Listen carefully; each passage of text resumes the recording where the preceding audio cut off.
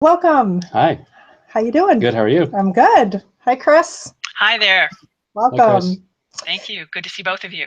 Yeah, this is the first Hangout On Air of the Google CS4HS 2017 funding cycle. So welcome to all of our viewers out there that are joining us. We are thrilled to have launched the new funding cycle for the upcoming school year, 2017-2018 school year. And we want to spend the next 30 to 40 minutes talking with you a little bit about our view of the CS professional development landscape. We have some new data that has come in from our partnership with Gallup and the research that we've been doing on the CS landscape, which Sepi is going to share with us. And then Chris is going to spend a little bit of time talking about, how that data actually, what it looks like and what it's translating like, and how it's impacting the CS landscape today. And then we will also save lots of time for questions that you might have about the CS4HS program and the application process. I'll start off. My name is Karen Parker, by the way. I'm a program manager with Google, overseeing the CS4HS program. And I'll start off by giving you a few details, tactical details about the CS4HS application process. If you haven't, hopefully you've visited our website, cs4hs.com. It got a bit of a facelift this year, and we're very excited about it. There are a number of new resources on that website to help you with the application process and also help you understand a little bit more about the CS4HS program, including some resources and case studies looking at successful CS4HS programs that have been funded by Google in the past. Our application is linked on that website, as well as the requirements for applying and some other tips around completing a good application.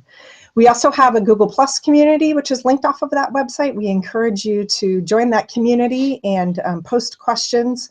There are a number of Googlers that work on and support the CS4HS program in that community that are monitoring the questions, as well as thousands of computer science, education experts and PD practitioners that have lots of experience that are happy to help answer questions and help you think about how to put together good PD for computer science teachers in your local area.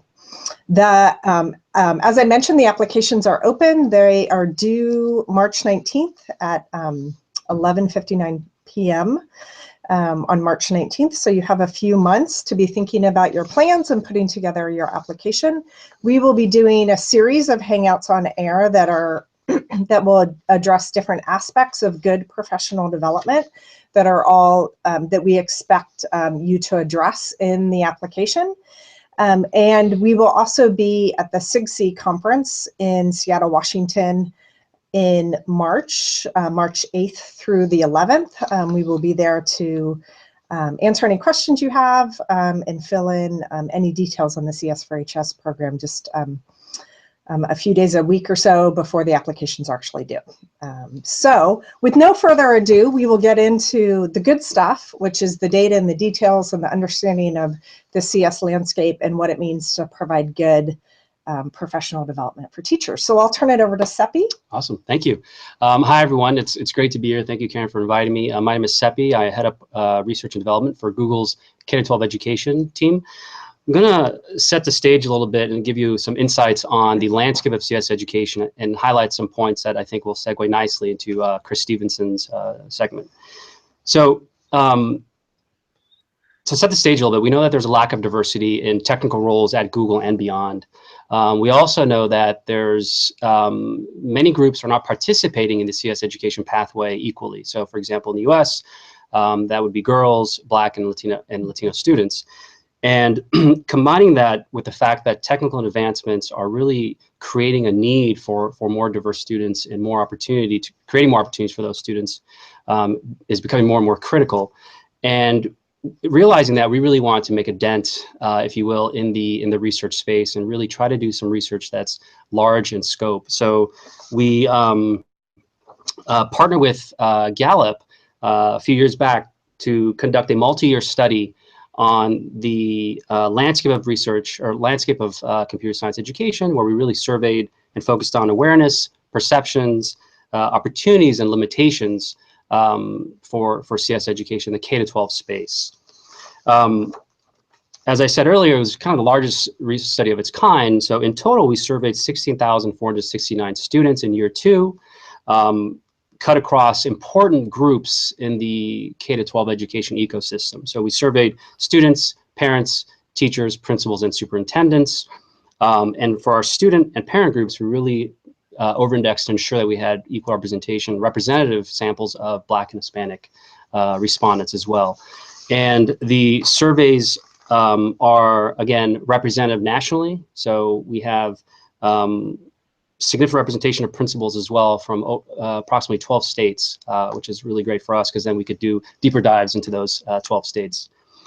So what I'm going to do is go into some of the findings. And if I were to ask you to walk away with 2 key points from both reports that we released in mid-October, they would be that there are demographic differences related to access, and teachers play a major role, particularly around encouraging and increasing student access and participation in CS education.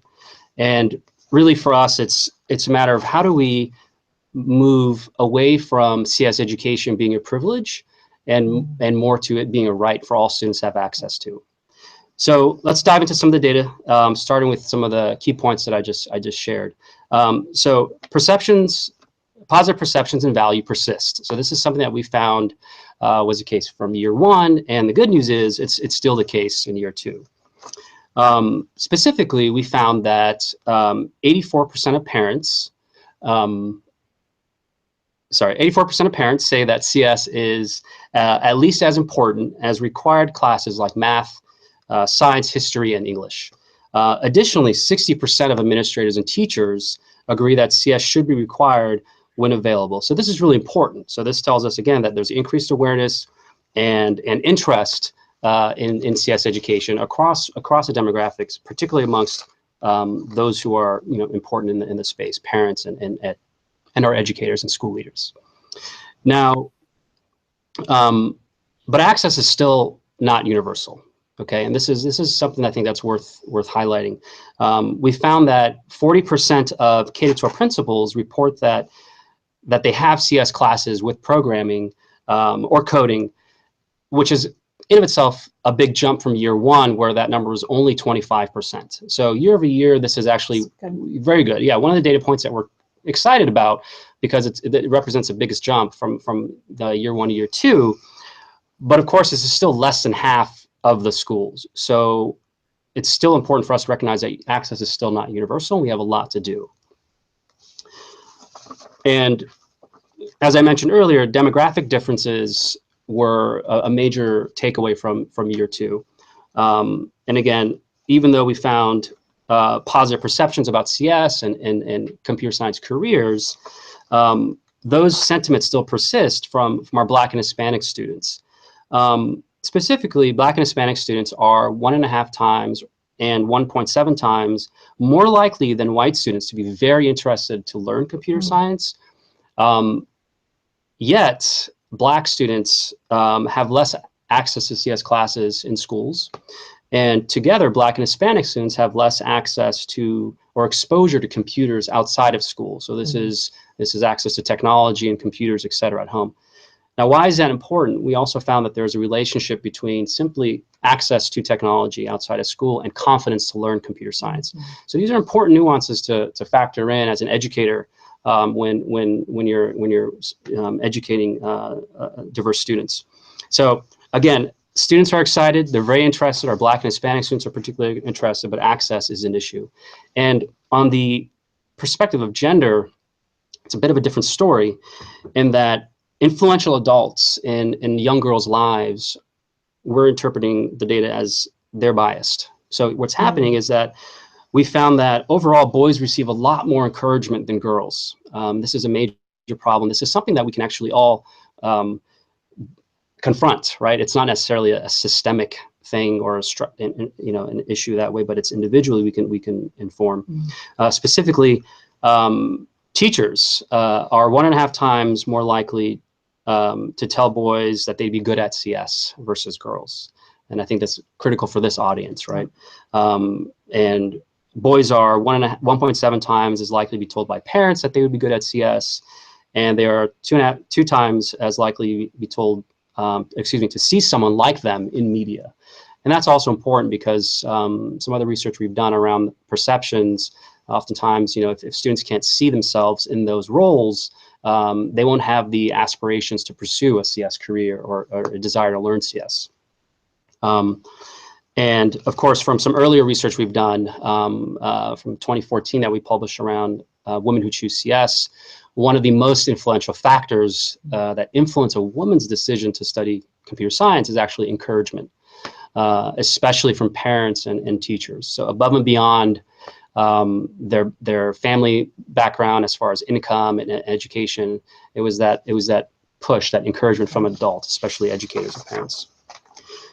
So overall, regardless of race, ethnicity, or gender, we found that 80% of students who learned CS learned in a class at school. So the school context, even though a lot of our students do get initial exposure to computer science outside of school, the school matters. That's where they're getting a bulk of their exposure. Now, a little bit on the limitations and barriers to access. So even though we found really high value in CS among all the groups, we found some important barriers and limitations. So particularly, although parents value computer science, we found that they need more encouragement to advocate on behalf of their students. So Black and Hispanic parents are more likely than white parents to want their child to learn CS.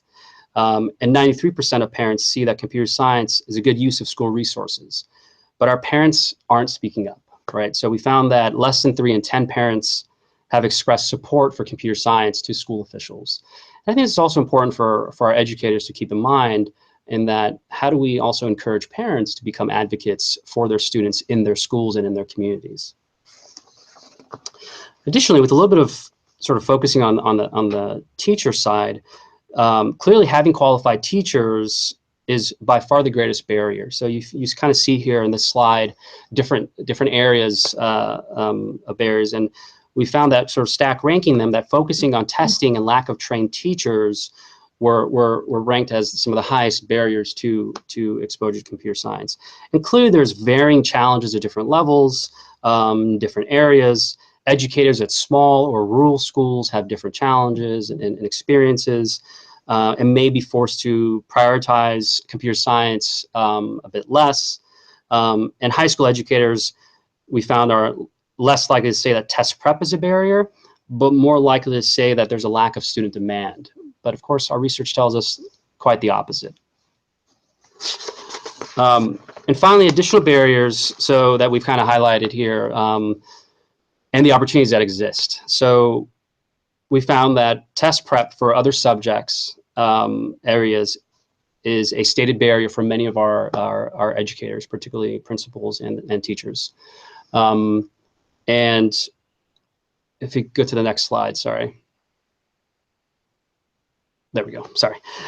So again, the barriers that we found persist year over year are 2 primary barriers. One is test prep for other subject areas. So again, there's so much pressure and prioritization of test preparation that a lot of our educators find that as a barrier to introducing and creating more access and opportunities to CS education.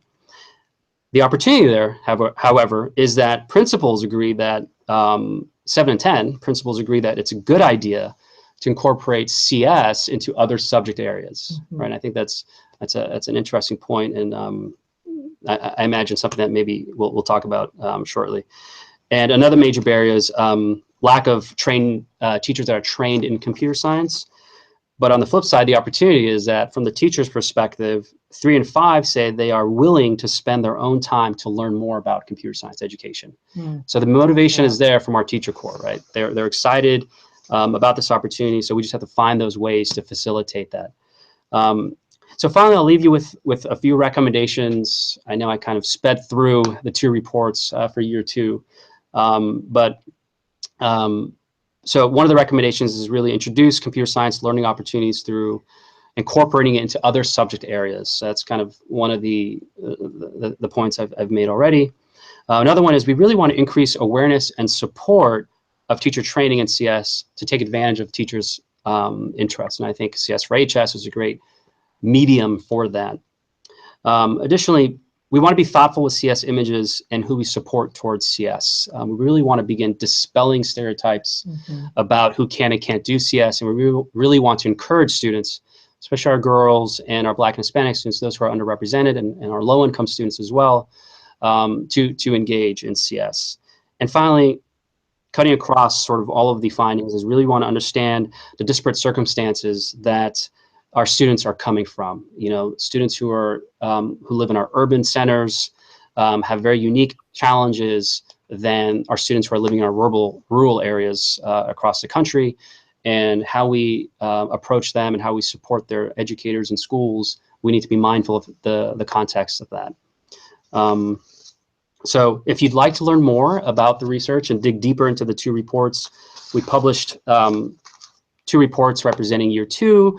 One of them is diversity gaps in computer science, and the other one is trends in the state of computer science. Trends is more looking at sort of the year-over-year differences, and the diversity report really went deeper into demographic differences. And the findings I went over today actually cover both reports. So thank you. Great. Hope that was helpful. Yeah. It was great. This data is great and really useful. And, you know, at some level, those of us that have been working in this field of CS education for a long time know a lot of this stuff because we've experienced it, or there have been smaller scale reports that have come back with these same findings. So it's great to have a huge, a large research effort that confirms in some respects what we've known all along, and really supports the efforts that we're trying to do going forward. So we just keep continuing to do the good work. And it's also, the data is also great to see that there have been some movement. The needle is moving year over year. So thank you to your team and the effort that you guys are putting forth. We appreciate it. So I want to turn it over to Chris and allow her the opportunity to just talk a little bit about sort of tactically what she's seen. Give us your background first, Chris. It's so rich. And then tell us your insights of the CS landscape these days. Thanks, Karen. I've been on part of the Google CS education team now for about 2.5 years. And, you know, really excited to see the diversity and impact of the many projects we have in this space. And CS4HS goes back to my experience of the program goes back to my days when I was the executive director of CSTA, and saw it as one of the first and one of the most impactful CS teacher professional development programs that were being offered at a time when almost nothing was being offered. And so, you know, having been around the CSPD area for about 20 years now, it's really amazing to see a lot of the data that Sepi has shared and the fruition of that data in terms of how it's impacting the computer science PD environment. So, you know, just to riff off Sepi's points a little bit, I think the 2 most important areas where we are seeing really positive movement are in the increased interest. I mean, unless you've been living under a rock for the last 2 years, then you know the fact that computer science and the need for computer science education in schools has risen, you know, to the highest levels in the country. There's an amazing conversation and a lot of energy and effort towards making that happen. But at the same time, you know, we're also increasingly recognizing that in the goals for CS for All, we really have to grapple with what for all means and really put some real work behind that lofty and critical goal. And so how this is impacting the field overall is there's a lot more interest than ever in doing CSPD and ensuring that teachers have access to it. As Sepi noted, there's a real awareness of the shortage of teachers to fulfill the promise of CS for All. several years ago, NSF started a program called, CS10K, which was hoping to get 10,000 teachers teaching computer science in schools. Well, I think there's about 58,000 high schools alone in the US. So the reality is we need a whole lot more teachers if we're going to fulfill that promise. And, part of fulfilling that promise is ensuring that teachers who are currently teaching CS stay up with keep their skills up to date, that teachers who want to teach CS but have not, trained in that field have an opportunity to receive professional development. And then the third piece that's not directly connected to this program, but still important, is that we have teachers coming out of teacher preparation programs who are going to walk into those schools and offer these opportunities to those kids. So it's all part of a really set of integral and interconnected things that impact the environment right now. I think also that there's a really exciting variety of institutions that are starting to engage in the PD space and provide PD. Traditionally, CS4HS was, really about partnerships with the university faculty directly. But over the years, the situation has changed, and so has the program evolved. And now we're looking at engagement with not just university partners, but community college partners, nonprofit partners, and especially, where it would be really exciting to see more movement is with school districts. Because, going forward, school districts are going to carry the responsibility of ensuring that their teachers are well prepared and their students have access to the knowledge they need. And so, it's really important that they begin to involve themselves now in this process. And CS4HS is a really great way to, kind of jump into the water and have a few floaties on your arms as you're starting to pursue this goal. And I think the other factor that's really impacting everyone, providers and partakers, is that there are a variety of curricula available right now. You can take the CS Principles course, and even within that course, there are a number of curricula that have been made available by various organizations with different kinds of emphasis and foci, all leading to the same outcome. And so a lot of teachers are thinking, which one of these should I take? And is there PD that's specifically geared towards the particular curricula I'm interested in teaching? Other teachers are just out there, have been teaching for a long time, feel very comfortable in, their curriculum choices, but they just need to upfresh their skills in certain areas. And so for this reason, there's a real need for a lot of diversity in the kinds of PD experiences that are being offered. Great, thank you for that insight and perspective, Chris. And I think between the data that Sepi has shared and the insights that Chris has shared, it really highlights why Google supports the CS4HS program and the way in which it's structured and the way that we choose to fund professional development. So a couple of points. One, we really believe that there is great value and depth of learning that happens when PD is designed and happened and facilitated in a local community. So as Sepi mentioned in some of the data, the challenges to quality CS education in an urban area are going to be different than the challenges that a rural community faces. And so we want to provide the resources to the CS and the education experts in all of those areas of the country to design and implement PD that is specifically going to address the needs and the challenges of the local teacher in that local community. And then also that partnership, as Chris mentioned, with the local school district is really important. And we know that from data from research that the Kemsey study that was released in 2012, even 4 years ago, that data was telling us that partnership with a school district, designing professional development in partnership with a school district, produces the most powerful and engaging learning experiences for the teachers. And that's because the learning objectives for that professional development session is done with the teacher in mind, and the teacher has input to those learning objectives. So you'll see on our application that we ask questions about your partnerships and the role that the school district is going to play if you're a university. And if you're a school district, we ask questions about how you're going to engage the CS experts, the universities or the other people that come providing the CS expertise. So partnerships are really important.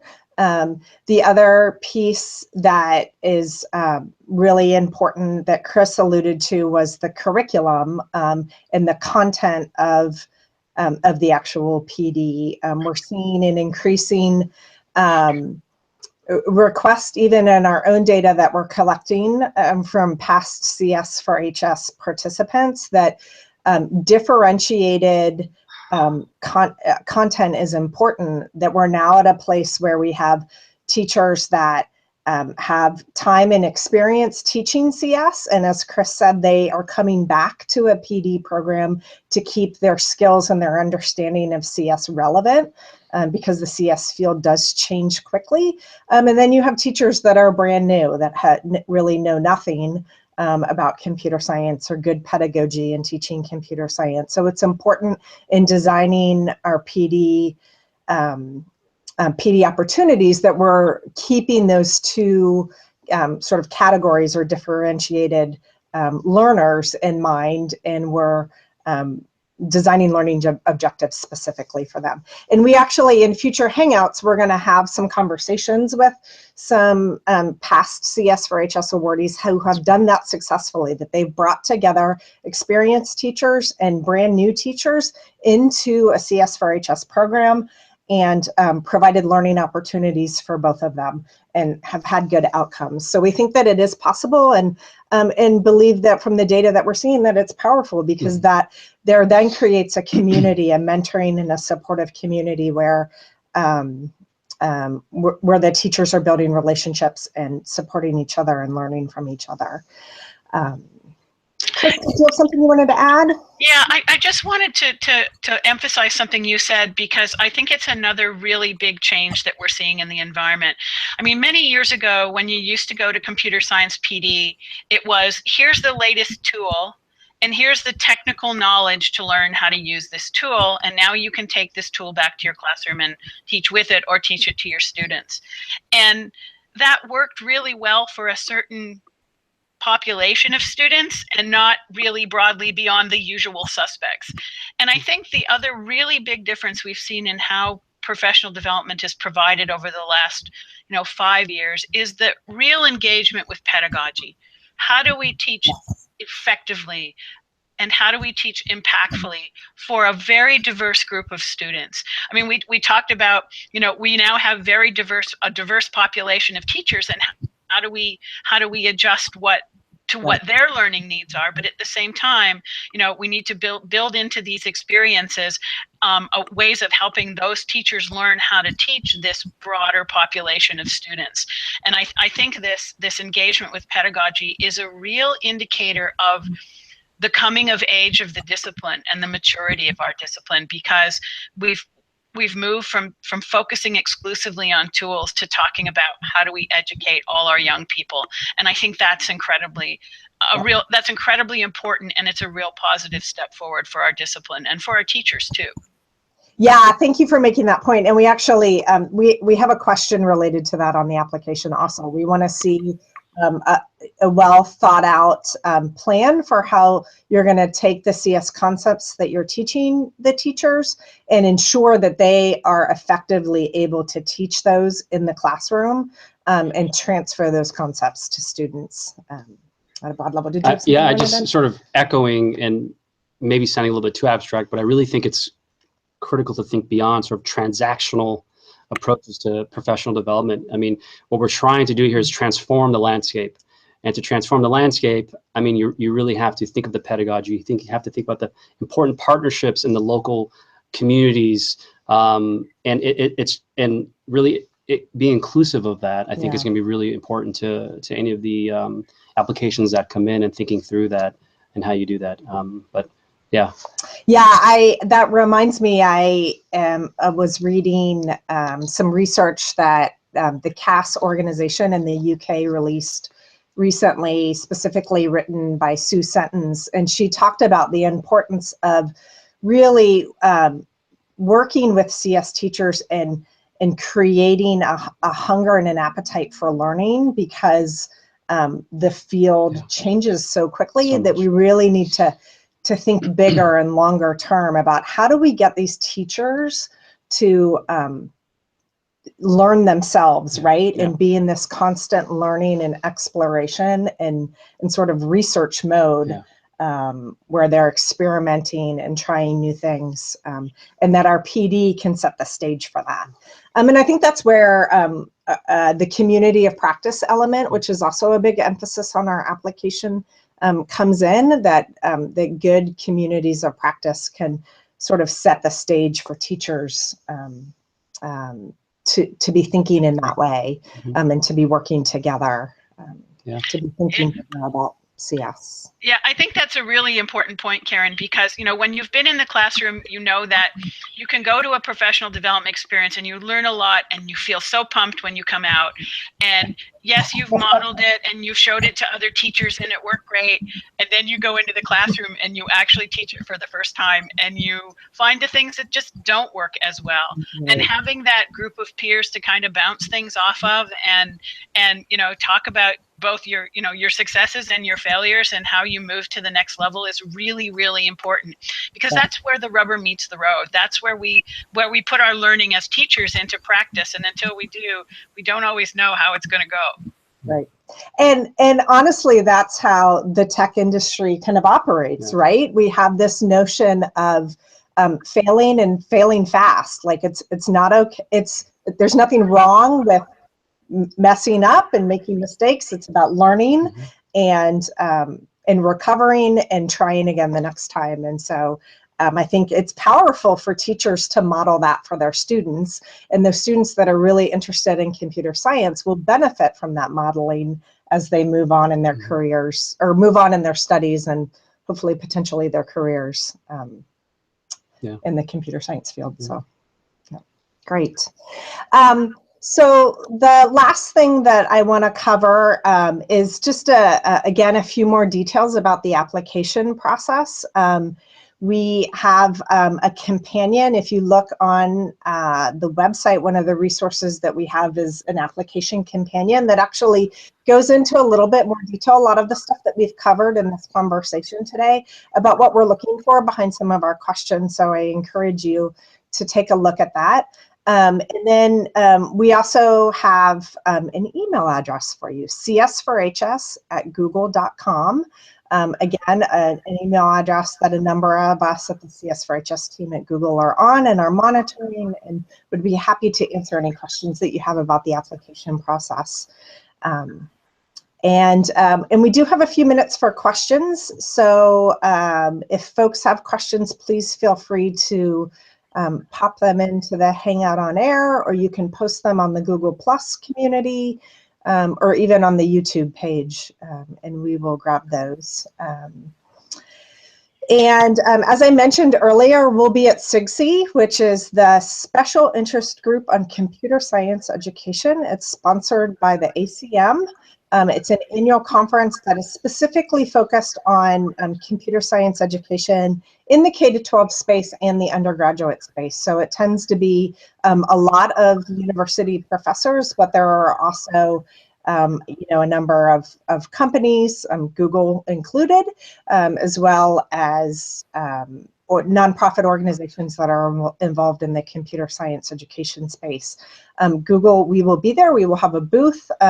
We are in the process of putting together a number of informational sessions on our work in the computer science space, both in the K-12 space and the undergraduate space. And we will be there. The CS4HS team will be there to answer your questions about the program and the application process. And so we would love to see you stop by and say hello. And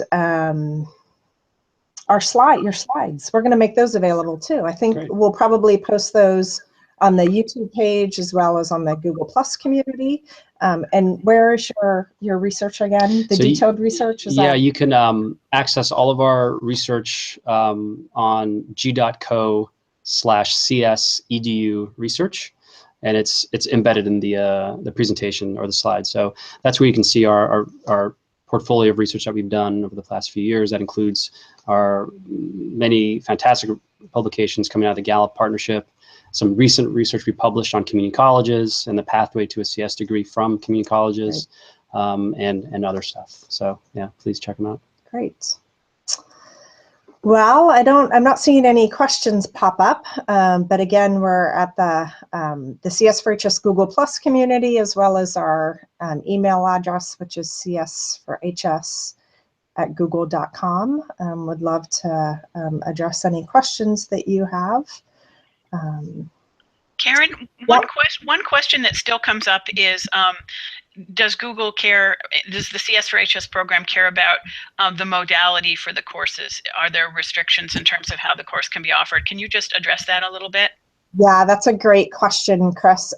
What's really important to us is that you are designing and executing PD that is intended to meet the needs of your local teachers. So if you feel like putting together an online course through a MOOC is the best approach, then you are free to pursue that. If you feel like a face-to-face program is the best way to reach your teachers, then you can put together a proposal with that. If you feel like some combination of the two is the right approach, then you can do that. What's important is that you are understanding the needs and the challenges of the teachers in your local community, and you're designing and implementing a PD opportunity and a community of practice that's going to address those needs. And so our application is designed for you to articulate all of those things to us, so that we can review them and make a funding decision based on them.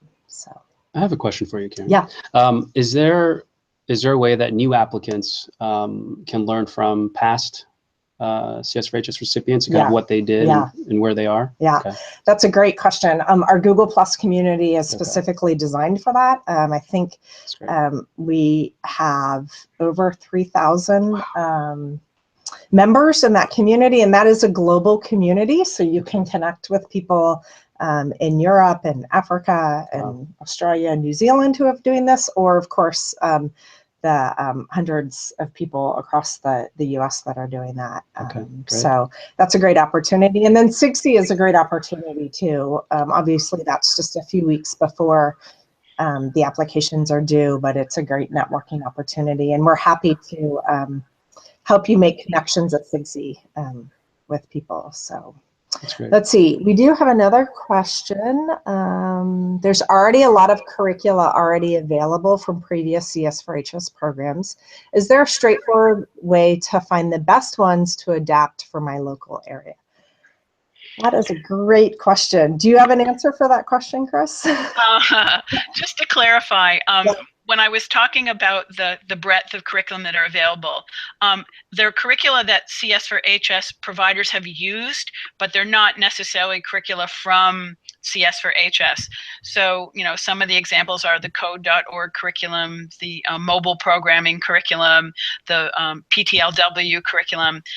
Your question, though, Samuel, is one of the ones we've been kind of banging our head against, which is why Karen is nodding and smiling. And, you know, at the moment, there is no kind of definitive place where you can go and look at what all the curricula are and what is the most suited for your students. So right now it's kind of, you have to look at what's available out there and make a decision based on, you know, the needs of your particular students, the focus of your district, which courses you're looking at. And, you know, it would be really wonderful for someone to do some kind of a, you know, quality and relevance assessment, but I think we're a little too early right now.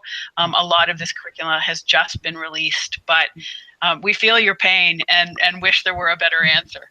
Yep. One suggestion might be to go onto the Google Plus community and post a little bit about your demographic of teachers, what you think your teachers might need and what kind of space they're in, and people might have recommendations for you based on their experiences of working with local teachers. The CSTA listserv is also a good source of information from teachers that are on the ground having used a variety of different curriculum and approaches. So, any other questions out there? These are great questions. Would love to see a few more. If not, that's okay. Karen, I wonder if you could, for the folks who are interested in being providers, if you can speak just for a minute about what you found about the results, the long-term results of being a provider, and what the benefit is to the institutions. Yeah, we have done a little bit of research on some of the CS4HS providers back in the early days of CS4HS and what they're doing now in the sort of CS landscape in their local areas. And it's quite impressive. We've been really encouraged and inspired by folks that have really gotten their start in community outreach, CS community outreach, through a CS4HS grant. They've gone on to really build much bigger community programs. The University of Omaha, Nebraska is a good example where they're doing PD on a regular basis. They have a program where teachers and students come into the university and see computer science at the university level. And then most recently, they announced a master's degree in computer science education from the university, and they got their start with a CS4HS grant back in 2011, I believe. And then for those of you that are familiar with the mobile CSP program that Trinity College and the College of St. Scholastica run every year and have now become a College Board endorsed AP program. They got their start with a CS4HS grant. They started putting together curriculum and training teachers on their mobile CSP program through a CS4HS grant, and have gone on to get lots of funding from NSF to offer that program to thousands of teachers across the country.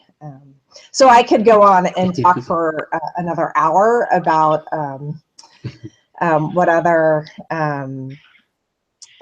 organizations are doing, but I think that gives you a little bit of a flavor for what the possibilities are. So CS4HS is a springboard. That's what you're telling us. We call it a seed, a seed program. And it's nice because it's $35,000, which is enough to do something, but it's not a huge amount that there's a lot of sort of requirements behind it. And people tell me that the application process is pretty easy. That's good. So I think it's an easy foray into the computer science outreach. And as I spoke with a professor in Louisiana and was talking with him about the CS4HS program, his eyes lit up. And he's like, we've been doing work with students and bringing students to the university every summer, but teachers is so much more scalable. He's like, if I could train teachers, then they can reach all the students. And as your data points out, the classroom is a powerful place, and students are... One teacher, 25, 30 students. Makes sense. What do we say, Chris, that over the lifetime of a teacher, they probably reach 4,000 students? Minimum, yep. So wow. So those of you that are invested in teacher PD for computer science know that you're doing very powerful work, and Google is thrilled and honored to come alongside you and support you in doing more of it. So. Yeah, that's great. Great. Well, thank you for your time, Chris and Sepi. I appreciate it. And those of you that have tuned in, please send us your questions. We would love to hear from you. And if you haven't gotten an email from us, send us an email saying that you want to get on our distribution list, and we will send you more emails with more information about the application process and future Hangouts on Air. And come visit us in Seattle. Take care. Thanks. Bye, everyone. Thank you. Bye. Thank you so much.